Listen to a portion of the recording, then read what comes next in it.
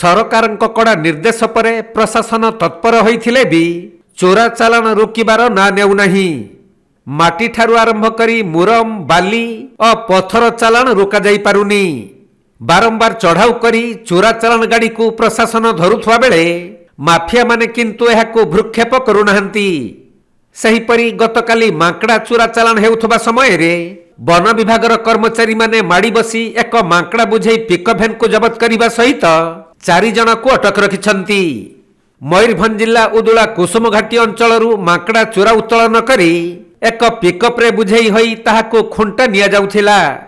ହେଲେ ବିଶେଷ ସୂତ୍ରରୁ ବନ ବିଭାଗ ଖବର ପାଇବା ପରେ ଖୁଣ୍ଟା ଥାନା କେନ୍ଦୁଘାଟି ଅଞ୍ଚଳରେ ଚଢ଼ାଉ କରି ମାଙ୍କଡ଼ା ବୁଝେଇ ପିକଅପ୍କୁ ଜବତ କରିବା ସହିତ ଗାଡ଼ିରେ ଥିବା 4 ଜଣଙ୍କୁ ଅଟକ ରଖି ଅଧିକ ପଚରା ଉଚରା ଜାରି ରହିଛି। ତେବେ କୁସୁମଘାଟି ଅଞ୍ଚଳରେ ବେଆଇନ ମାଙ୍କଡ଼ା ଖାଦାନ ଚାଲିଥିବା ବେଳେ ଏହା ଉପରେ ରୋକ ଲଗାଯାଉନଥିବାରୁ ସକ୍ରିୟ ହେଉଛନ୍ତି ମାଫିଆ।